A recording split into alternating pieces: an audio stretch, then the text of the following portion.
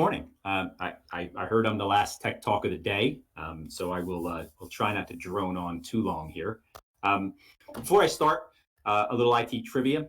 Can anyone identify the original device, which is, by the way, now my desktop lamp that I'm using as an avatar image? If you know, just kind of post it in the Q&A, and when we wrap up, I'll kind of look at the results, see if anybody figured it out. So as I said, good morning. I'm Joe Russo, the Bureau Chief for Cybersecurity, Engineering and Operations at the NJIT, the New Jersey Cybersecurity and Communications Integration Cell. The NJIT is the state's one-stop shop for cyber threat analysis, incident reporting, information sharing. I'm going to talk today about a subject that for most doesn't make the cybersecurity highlight reel, but it's at the heart of any cybersecurity operations program. It's log aggregation and analysis. All right, some quick background before I dive in. I started my career in IT operations in the early 80s. No chuckling, please. I have been with the NJIT since its inception in 2015. Back in 2015, the security engineering unit had a simple mandate: total network visibility. I'm going to talk today about how we went about meeting that challenge. Today, I want to give a high-level view, starting with our collection process, moving to normalization and enrichment, and ending with some analysis views. I'll leave some time at the end for Q&A. Just note when we get to the analysis views, normally, as I was talking to Logan earlier, we love to do those in real time, but unfortunately without NDAs, we're going to kind of have to do a little bit of a whitewash approach here. So back in 2015, we knew we needed to collect security telemetry from many disparate devices and systems. These systems included firewalls, IDSs, IPSs, URLs filtering, OS endpoint detection software, DNS cloud, AWS, Azure, O365, even a good old mainframe, as well as custom log sources specific to the state of New Jersey. We needed a process to collect those logs that was both highly available and scalable.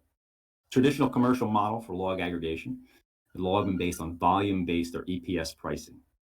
We quickly found that with the amount of data we wanted to collect, the commercial solutions were far too costly for us.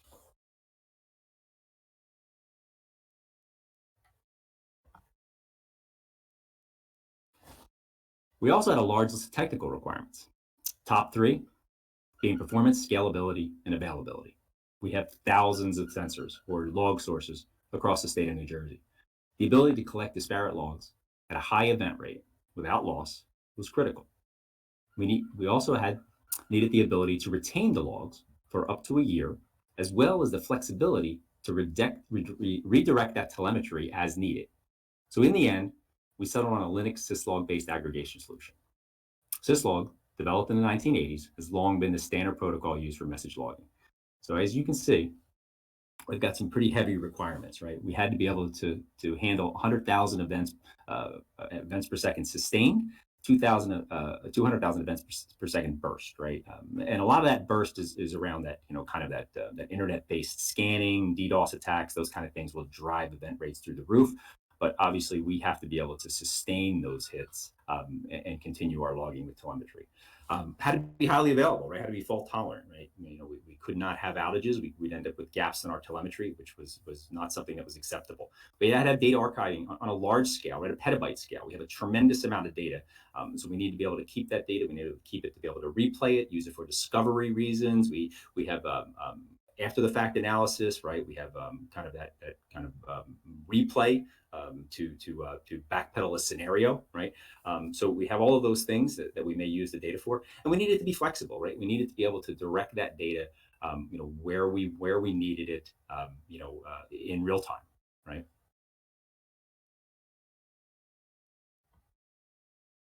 So the NJIT is somewhat unique in state government. It's actually very unique for me, and I've had a long career in state government, as it utilizes a hybrid approach to technology. So we have a mix of open and vendor-provided solutions. This allows us to get the most bang for our buck for our budget, right? So for our log aggregation platform, we chose to rely on open solutions. In our case, we chose our syslog. Our syslog is a Unix-based syslog tool available on most Linux distributions. We deployed downstream network clusters as well as a centralized data store and normalization cluster. So as you can see, the slide that we have up, Those sources may be cloud-based, right? Your AWSs, your 365. They may be firewalls, right? Maybe on-prem cloud-based firewalls. They may be endpoints, right? They may be servers. They may be OS. They may be system logs, right? And they may be custom logs.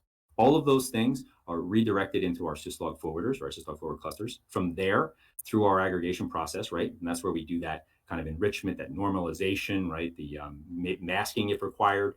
And then from there, we can redirect that via pipelines down to our other platforms, right? So we can send it to our threat hunting platform, our data analytics platform, our visualization platform. Our syslog uses queues to pass data between components. So on the left side, we can have a TCP/IP firewall message, right? We can have it, the message will be pre-processed, put on the main queue, dequeued, parsed, filtered, and enriched, right? So the flexibility here allows us to use asynchronous queues, right? So those queues that we direct our output into are pipelines, right? And those pipelines give us a lot of flexibility and give us a lot of kind of power and capabilities to utilize multiple processors. So we do this obviously in a VM environment. We have hundreds of processors that we have advantage to take advantage of, and we can spin up threads as needed to handle that that flow as we move out through the queues to our final destination or our outputs. And those outputs could be, again, they could be files, right? They could be data warehouse elements. They could be other downstream forwarders, right? Or they could just be simple data archives.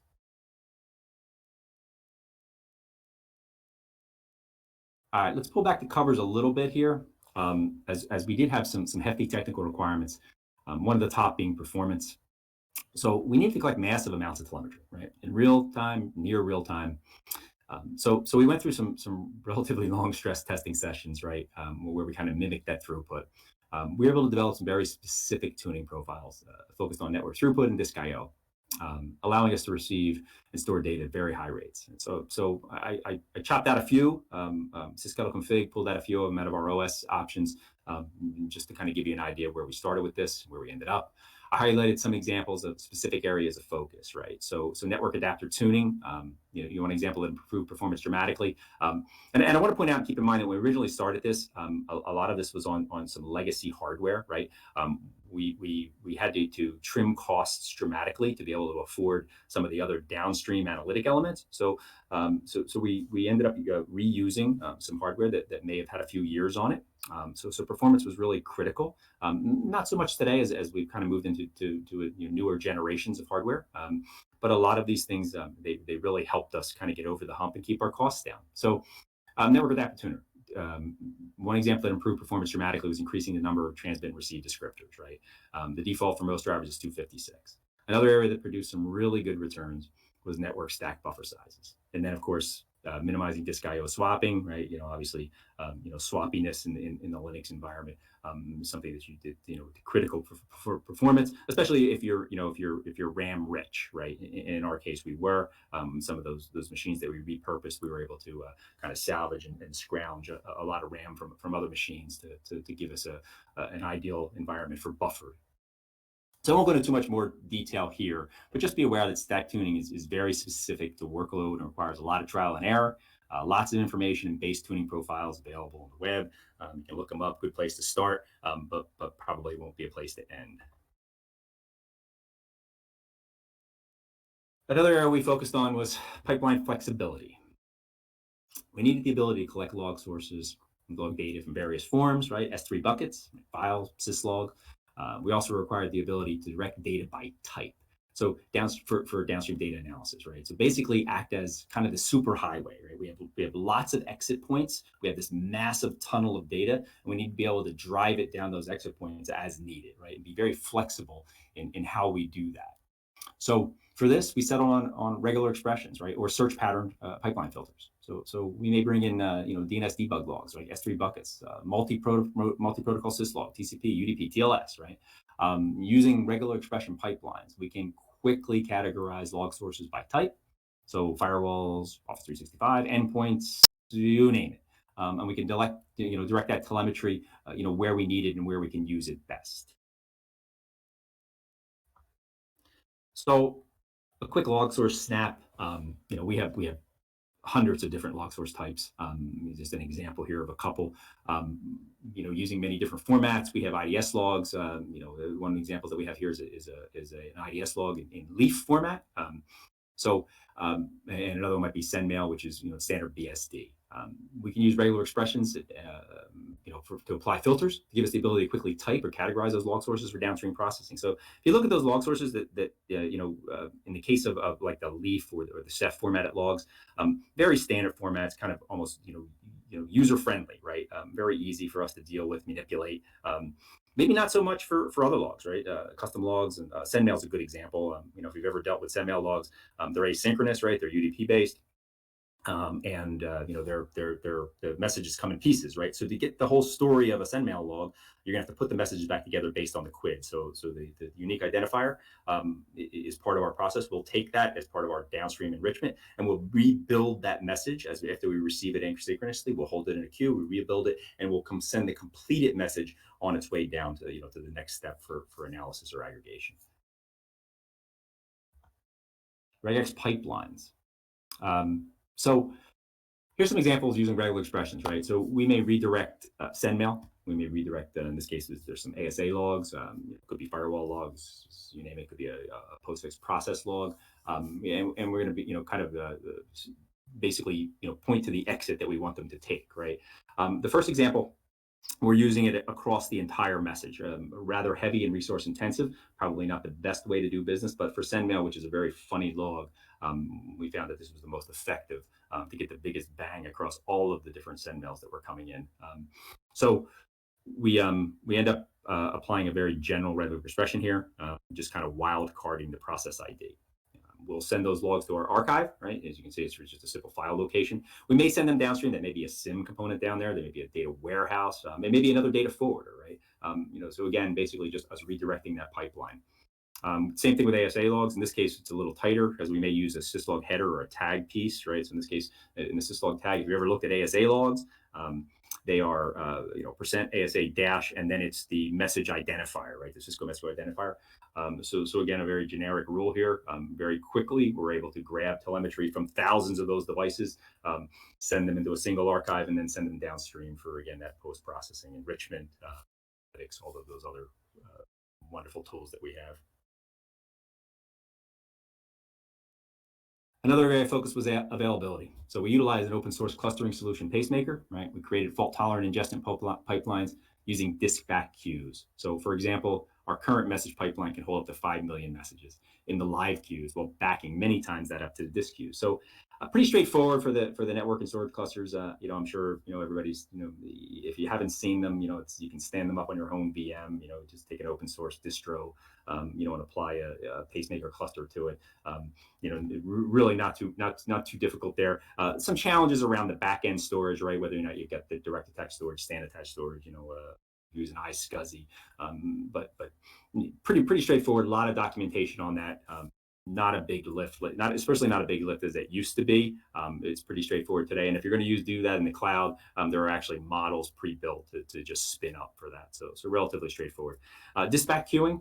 So this was critical for us, right? This is that ability, for us to make sure that those pipelines were highly available, right? Even if a downstream element was not available, we did not want to get in a situation where we lost telemetry.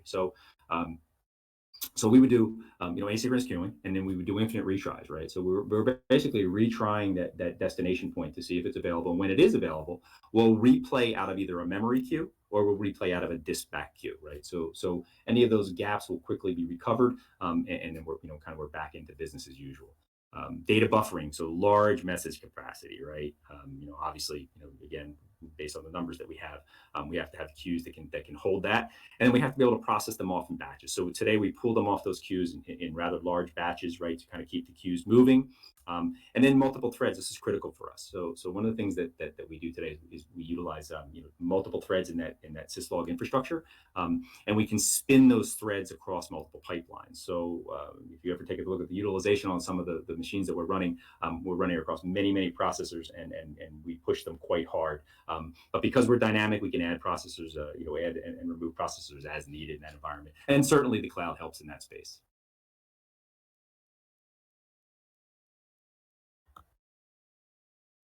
So the last area we focused on was data retention, right? And again, we kind of leveraged open solutions for this, right?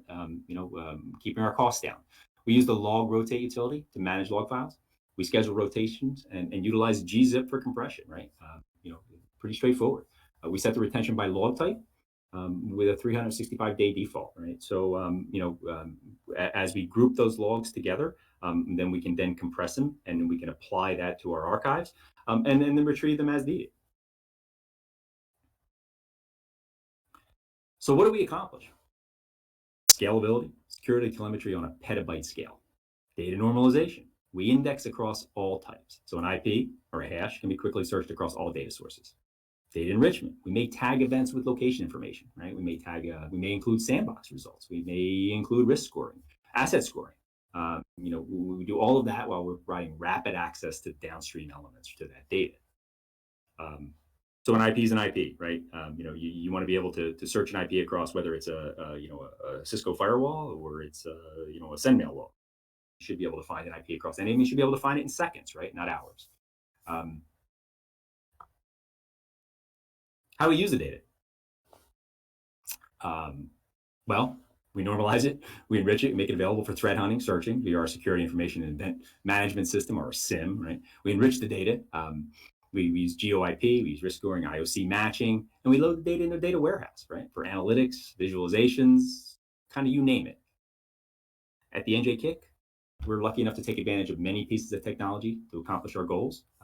We might use open solutions. I'm sure you guys have heard of ELK, right? Elasticsearch, Logstash, and Kibana.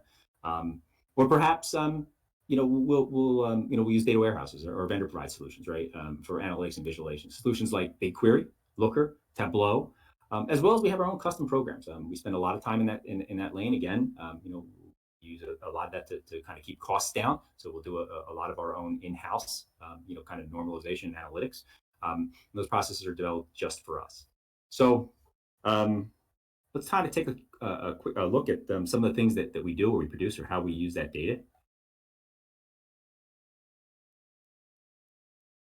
So we may do IOC hunting, right? This is kind of pretty straightforward, right? Probably anywhere you go, you're probably going to find something similar to this. But in our case, because we've done all of that prep work, right, and that normalization work, we can do this across petabytes of our telemetry, across basically thousands of disparate log sources. So at the top, you may see us hunting for a particular IP, right? The last 30 days, we can get back our results in seconds. And be able to kind of deeper dive from there, right? So if we're looking for a particular indicator, we can then drill down. Obviously, can't show that here, but we can drill down and kind of get the details of where we saw it, what it was doing, and move in from there and pivot into another direction. Below that, you see a hash search, right? So we can do the same thing. We can search hash across our entire environment. So we can, basically come back and find out whether that hash is on an endpoint, right? It's been in an email attachment, right? It passed through an IDS, it's been stream filtered. You sent to a sandbox. Wherever we may see it, we can very quickly search it. In this case, you saw, 7 days again. Seconds, not hours, for us to be able to pull that data and pivot from there. So geo threat mapping, right? So if you ever come to the NJIT for a tour, you'll see a lot of things up on our big board. They're kind of glossy visualizations, and this might be one of them, right? Since we enrich our data, with geolocation, in some cases using vendor provide, and others using open source solutions like MaxMind, we're able to plot kind of that global threat landscape, right? So we may do things like kind of an aggregate of threats based on geospatial locations. So you'll see here, the top hitters, maybe inbound or outbound for threats. And then from there, we can drill down, take a look at what threat types we see. We can do this over a larger period of time, smaller windows. Just kind of that executive overview, or maybe almost that GWiz kind of based, visualizations. Event dashboards, probably a little more in line with the SOC team, right? So we have a lot of these things that we review on a daily basis. Some are up on the big board for the SOC analysts. It could be anything as simple as ingested events, right? Our event rate, our throughput, right? How are we doing today? Are we up or down? So you see underneath it, we'll baseline it, right? So we know whether we're high day, low day, where we stand. And we can, and again, the window is sliding, so we can kind of see what we look in the last 24 hours, last couple of days, whatever we need to do. Alerts, the same thing, right? Kind of gives us our finger on the pulse of what the alerts are that our sensors are picking up right now. We can do that over time, right? And I think what you're saying there is a couple 2-day snap of some of the telemetry. And then we can apply IOCs to that, right? So we can do, perhaps a heat map, right? And again, back on our geo enrichment, but then we may align with open source, threat intelligence feeds, maybe partner threat intelligence feeds, and then we can kind of apply that big picture global threat map to it. And from there, obviously, we can drill down and to get a more granular view. But these things are, they're quite the hit, for tours that come through the NJIT. Everybody kind of likes to see the, kind of that Norse active dashboard. Campaign threat families, right? So we may do, kind of executive dashboards, right, at a high level. Maybe in this case, email based. So we may produce these things, again, for executive management, for partners, right? So that they can kind of get a very quick view of the threat families that we see, the ongoing things that are happening. Maybe over a period of time, maybe maybe days, maybe months, maybe maybe in an entire year, right?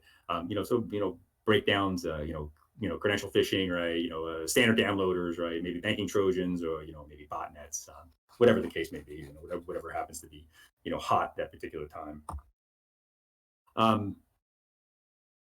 We also do kind of user tracking, right? So one of the things that is is relatively interesting in the space, and a little bit fuzzy today, but still viable, is that impossible traveler, right? So we may have logins from from all around the world, right, into our infrastructure, whether it's cloud based or on prem.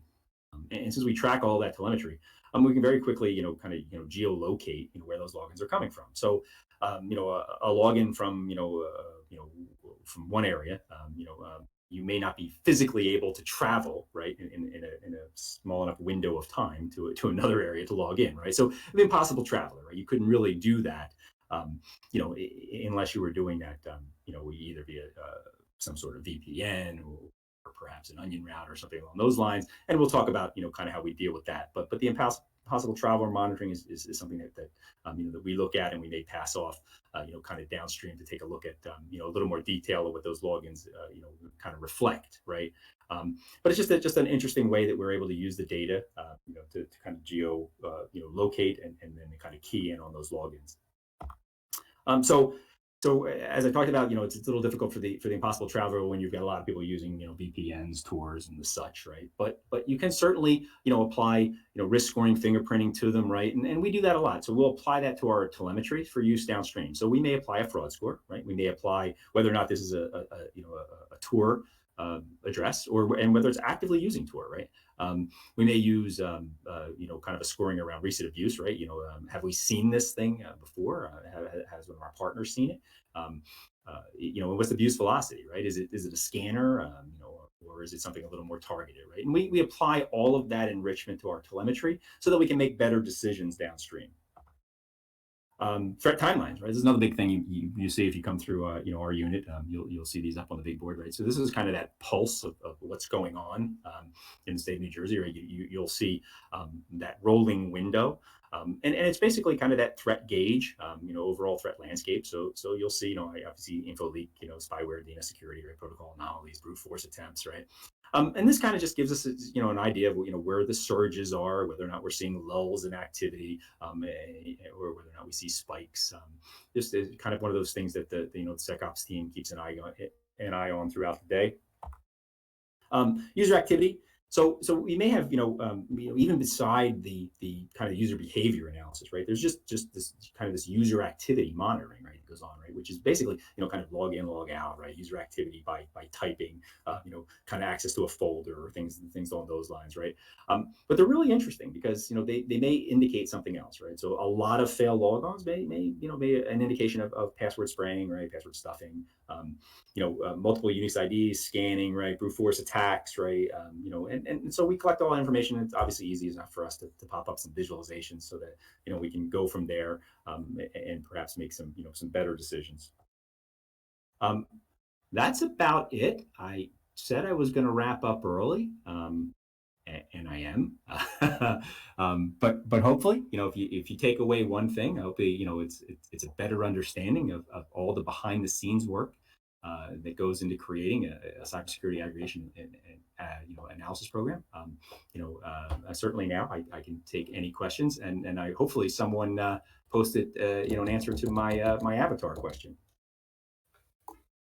Do you want to maybe ask it again, see if anybody has new ideas?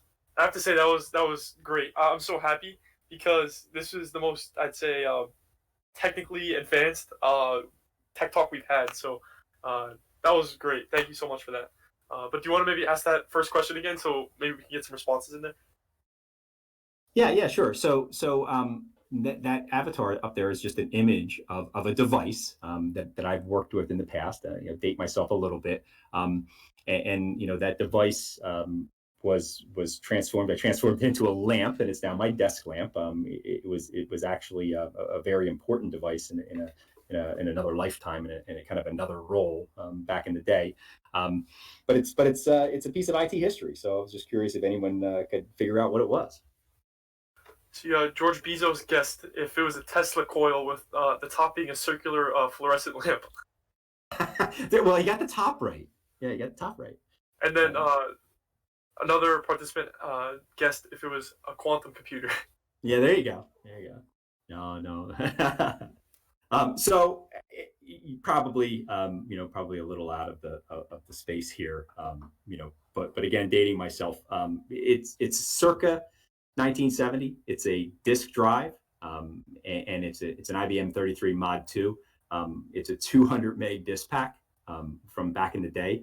When I started in operations, we used to lug those things in and out of the drives. This particular one is a sysres.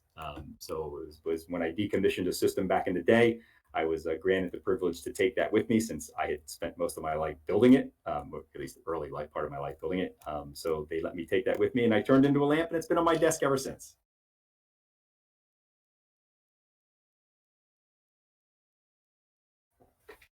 So George wants to see an original.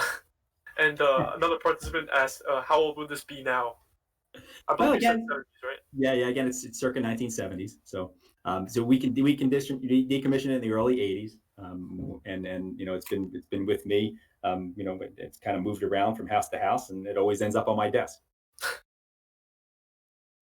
Yeah, George said I've handled and used in a hard drive the size of a brick. So I don't know what that means. But also, if anybody has any questions for Joe, please drop them in the Tech Talk or Q&A chat. Let's get some conversations going, especially about the lamp. Let's keep going with that.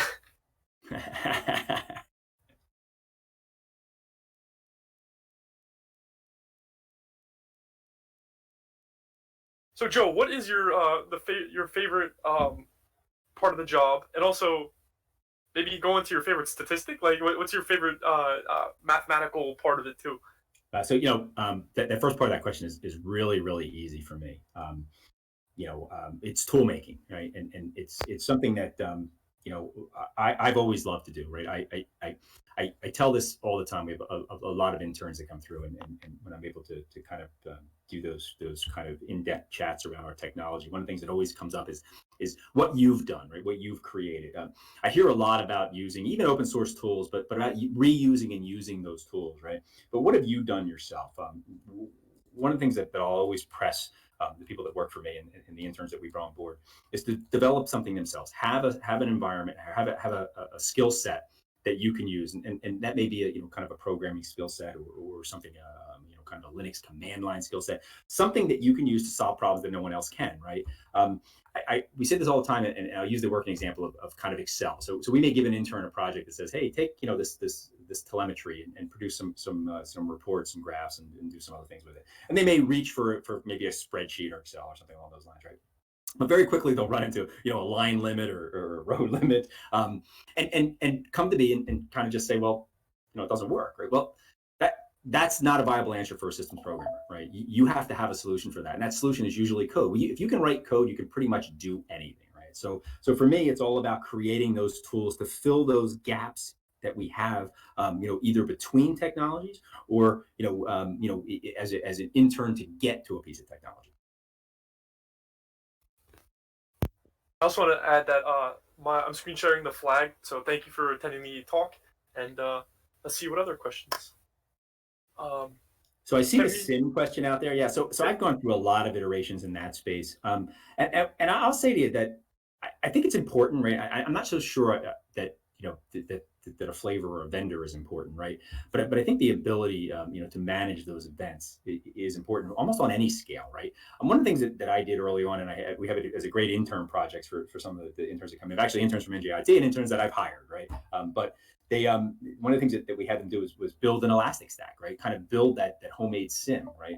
We built it on repurposed hardware. We actually went out and hacked the BIOS on some hardware that we had from some other usages. Once we did that, we were able to repurpose the hardware, and we kind of applied that in a test environment to build out an elastic stack or a homegrown SIM, if you will, right, where we feed in our own telemetry and then kind of those outside external threat feeds, and kind of do that analysis around it and the visualization. So it's a great intern project, but it also applies anywhere, right? You may go to a small business, right? You may not be employed, initially by the top 10 in the cyberspace, right? You may work for a small company who can't afford to kind of go out and buy those big heavy hitters, right? But you can stand up very quickly using Snort IDSs, right? Elastic. You can get very creative in custom solutions to put together a security operations program that's pretty tight, and I'll say it, I'll put it up against just about any vendor solution. Things that we do, at least, I'll put it against pretty much any vendor solution on the market today. Another participant asked about the list of the tools that you kind of went through throughout the presentation. Yeah, sure. I mean, I can certainly, put something together and post it back in the chat channel. But I mean, they're for the most part, again, they're open source utilities, right? They, included in most Linux distros.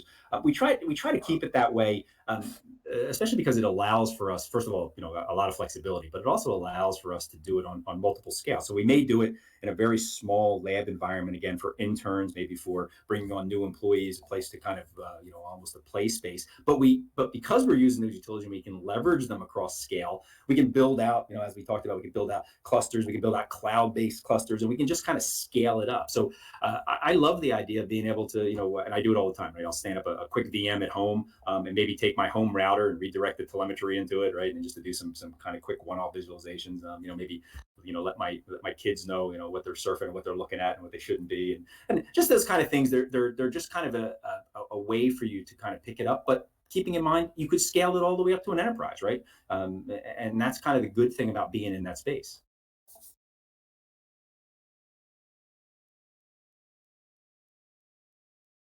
So George, I don't know if you want to respond to that. Well, so yeah, I mean, I'm very fortunate enough that my daughter has chosen a career in STEM, and I hope I was at least a small part of that. So yeah, you kind of have to be in that lane, and it kind of does roll in the family.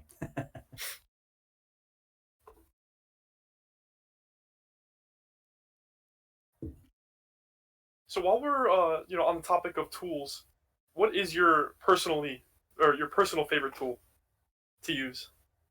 So again, I'll date myself a little bit, but I'm an old Perl dog, right? I love regular expressions. Perl's a great place for regular expressions. A lot of the guys that work for me will kid me around. We've got a lot of Python coders, and I still reach for my Perl toolkit, and bring out all of my programs. And I've done things over the years that I can apply. And I can't stress enough, just keeping that toolkit. You get to carry that with you anywhere you go. So you can very quickly leverage those multiple tools to put together a process, right? You may have something as simple as a data normalization or a masking routine, right? That you may apply on an ingestion routine, that you may apply, on a downstream forwarder, right? You put them together and they become these processes, but they're all part of your toolkit. And it's something that you carry with you. So when you develop them, right, you keep them.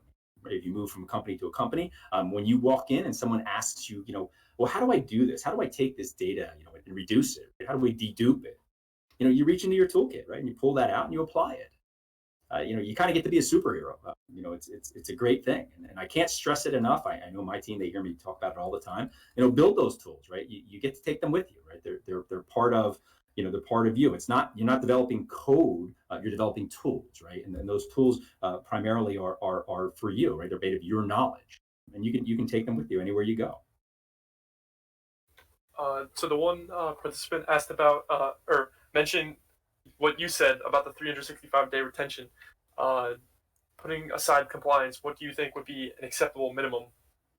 Yeah, so I mean, you're all over the place. Everybody's all over the place in this space, right? We picked 365 days. It made sense to us, for a lot of the uses that we have, right? Maybe whether it's that threat hunting, that replaying, that visualization. But agreed, there are situations where we may have to go up to 7 years. We in the security operations unit, we can certainly fill those things, but we have a different use for the data, so we're not under those same kind of compliance rules as perhaps an agency, maybe an agency that deals with perhaps tax data, or an agency that deals with HIPAA data. Maybe we have a different use role or a different use model for this, and again, it's that threat hunting and analytics model. So while we do retain it, it's for a different purpose. Do you also want to comment on your opinion about Python and how useful it is in your industry? Yeah, so I mean, no real comment there. I'm just very comfortable, kind of an old Perl dog. I go back to, to Perl all the time. We have a lot of people at the NJIT that are very comfortable with Python. It's very effective, right? Again, it's kind of, I kind of say, kind of pick your flavor, right? But have something, right? I have a person who worked for me for many years, who's is a bash expert, right? It was amazing the things he would do in shell scripting. So again, take something, but have something, right? You want to be able to bridge the gap, between the pieces of technology, and the things that everyone says to you. Well, I can't do this. Or, I got to here, I clicked on it, and it doesn't work, right? Well, that's kind of a not acceptable answer, in our lane, right? You've got to have something to bridge that gap, and tools are how we do it.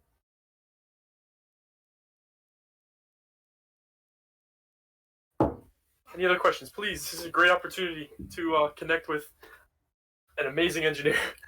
It's time. You gotta take advantage of it. See, George is always good for a question, so we'll see what George has to say. Maybe not. Yeah.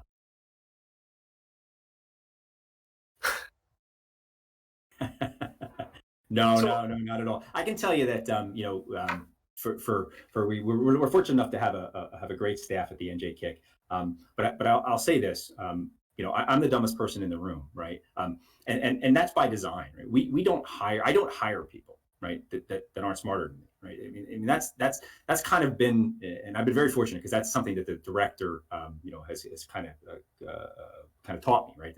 Mike Geraghty, it's kind of words to live by, right? We hire people that are smarter than us, and we expect them to do better than us, right? That's what it's all about. I don't know if Rob's on the channel here today, but Rob, one of my coworkers, worked for me some years ago. I work for him now, right? And that to me is I've kind of achieved what I set out to do, right? That's the job. I love it. I know the director Gary is in the same lane as me. We want people that are smarter than us, that are more capable of us, because they drive us, right? And it's really kind of our job just to help, right? And so that's my role. I love it. And I enjoy what I do every day. Do you want to maybe break down your journey to NJIT a little more? I guess, since we talked about the land from the 70s, maybe. Yeah. So the directors heard me, have me jump off my soapbox at times, but I could talk about this for literally for hours, right? Because I've kind of seen just about everything over the course of my career, and a lot of firsts, right? Putting up the first Windows box, putting up the first Linux box for the state of New Jersey, right? The first virtualization platform I stood up, right? The first to walk into a data center, right? To apply OSs to blank iron, right? Basically, there's nothing there. It's me turning the lights on, and starting from scratch. So a lot of those things, but to get there, it was actually kind of funny for me. I come from a family of tradespeople, and that's I was going into that. I was going into actually being a welder. And it was interesting that my one of my instructors, one of my trade instructors, very close to my high school graduation, said to me, it's just about time, Joe, for you to head up north and get your union card and cut your teeth on the high steel. And I was like a deer in the headlights. I said, high steel? I'm scared to death of heights, by the way. So that threw me in a whole other direction, right? So I very quickly had to look for an alternate plan. Turned out there was a local community college nearby. I signed up, took some classes, ended up having a great experience in a basic DP, data processing class, who actually was taught by an adjunct professor from a research and development, state of New Jersey research and development area in the Department of Transportation. So from there, I shift gears, moved into data processing, computer science, and took an intern job with that adjunct professor, and kind of the rest is history. So what do you think big thing in cyber? Like maybe the next big vulnerability, or even just the next big tool. Do you have anything on your radar? Yeah, so I mean, as far as tools go, I think we're for me, that traditional SIM. While we still need it, and there's still a use for it. I think the industry is moving, kind of past that response, that knee-jerk reaction, right, to things, and it's moving more into using that telemetry to define those trends and define where we see the threat landscape going as opposed to where it's at today, right?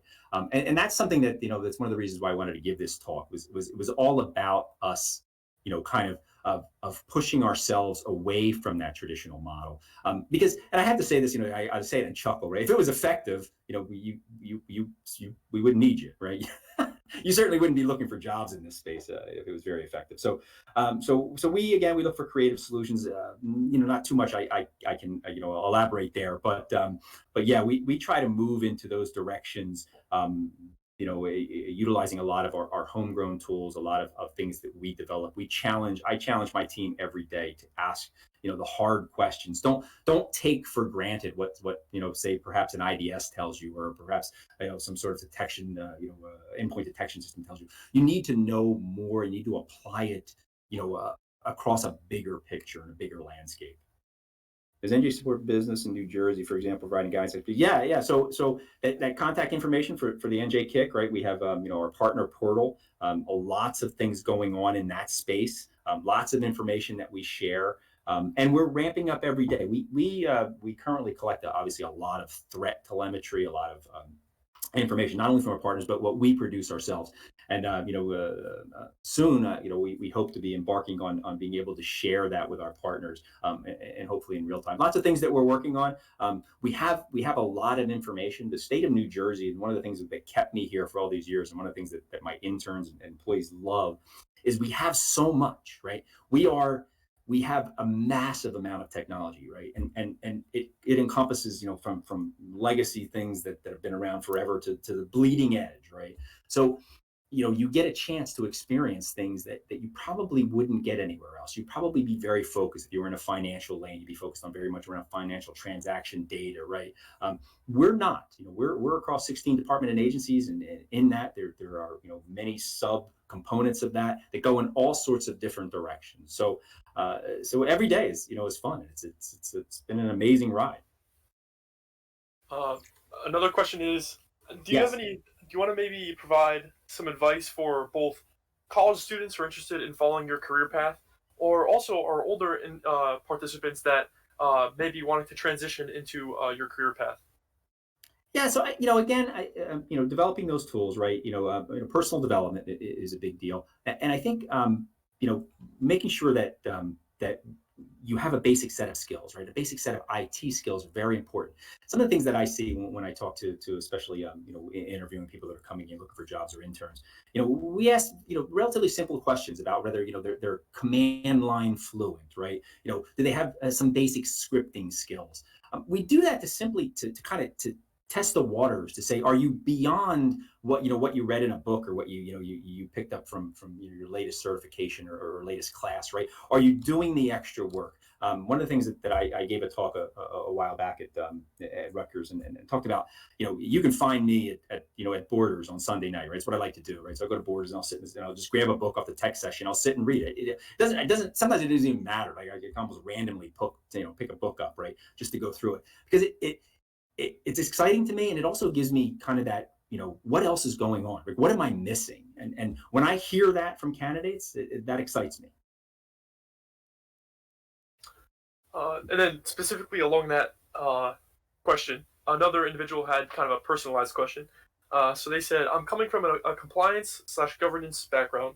Do you have any suggestions on how to break into more technical roles without stepping back to a purely technical entry-level position?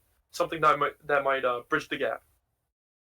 Yeah, and I think, in this case, you're going to have to do a lot of the work yourself, right? You're going to have to spend some time developing those technical skills while, kind of keeping your compliance and governance up to speed, right? You don't, if you're not going to want to shift the lane and start at the beginning, right? You kind of want to marry the two. So it puts a little more onus on you, to do your own work, right? To, stand up those lab environments at home, right?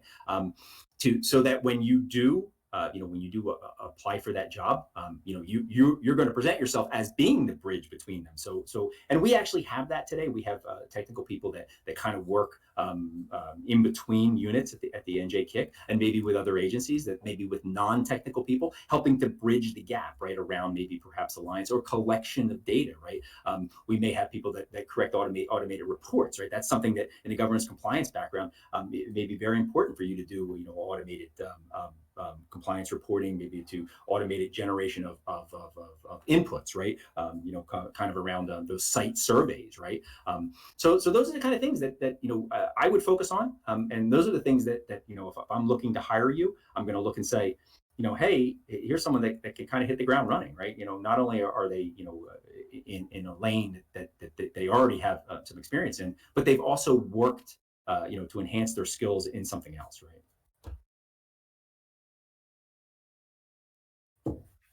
So one question asked, how better off are we? I know Michael Geraghty yesterday referenced how New Jersey was the first kind of state to put together a dedicated agency for security.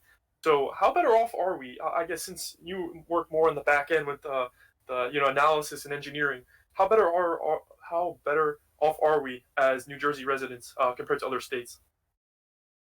Well, there's always work to do, right? I mean, the bad guys aren't sleeping, right, and they're not taking days off, right? I think one of the things that we've been very fortunate to have under Director Geraghty's direction and leadership, is kind of that ability to have a strategy, like an overall strategy, right? In the past, you may have seen that, it may be good or bad, right? But you may have seen it, at a departmental level, not aligned. Right. So when you're dealing with something like the state of New Jersey, where you have kind of interdepartmental communications, you can't have a weak link, right? Every one of them has to be up to speed, and that was the director brought that. It was something that I could not have been happier to see, was to kind of level set the state of New Jersey, right? To kind of set those minimum controls, right, where we expect everyone to be. And that's a big thing, and something that we should be proud of. I know I am.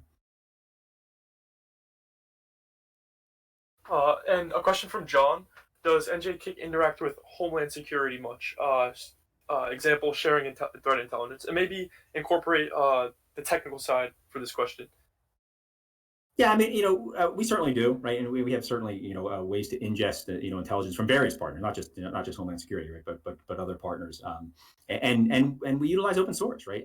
So we're big, we're lucky, right? We're in both lanes, right? Whatever's effective, and we measure that, right? So the false positive rate around a lot of things, kind of makes people a little afraid to dip their toe in sometimes into the intelligence space, right? Into the especially the open source intelligence space, right? But one of the things that you can do, and especially on a scale like we are, you can certainly do, kind of your own internal verification of it and then republish, right? So if you find things that are of value, we've kind of vetted them, right? So we have the horsepower to be able to go through and do, those millions of searches, right? Or I guess millions of elements against lists that consist of maybe thousands of various types of IOCs. So the resultant of that becomes a lot more tight, right? It's enriched with our data. So that's something that we've done for a while, and we're pretty good at it. So yeah, we get intelligence information from all over the place, and sometimes it's contextual, and sometimes it's it's actual pulling of IOCs and threat feeds, whether maybe sticks and taxi, or maybe just even something as simple as a webhook, or a CSV, right? Or it could be contextual, right? And in that case, we may have to do the translation, right? The text base. And I understand that NJIT works with, obviously various agencies, both state, federal, private sector, etc. But from your experience working with external states, I guess particularly New York or Pennsylvania or surrounding areas, do you see any agencies that are better than New Jersey, better off with cybersecurity? So I know you guys know from all the presentations we saw, there's a ton of work to do, right? We are challenged every single day, and every state has their challenges. I like to try to do, we do the absolute best we can, and we hope that that it's enough, and then sometimes maybe it's not, but we're never going to try to, we're always going to try to raise that bar, right? And I know our counterparts are doing the same thing, right? They're all trying to do that. So it would be remiss of me to say, well, one state or another is not doing it, not doing their job, or maybe not up to speed, but I can say I know they're all trying, and it's usually a resource thing, right? It depends on in state government. We all know we're all taxpayers, right? We want our taxpayer, our dollars to be to be used efficiently, right? We certainly wouldn't be supportive of any waste in that space, and then we don't give it away freely, right? So we're under constraints to be able to do the job that we have to do. That may not apply if you work for maybe perhaps a large financial, right, where you may have kind of the ability to raise those fees relatively simply. That's not the case in most state governments, right? So we have to do a lot with a little. And most of them, at least from my dealings, everybody is stepping up, and at least making attempts, right, to do the best they can in that lane. I think we do a great job. How's that?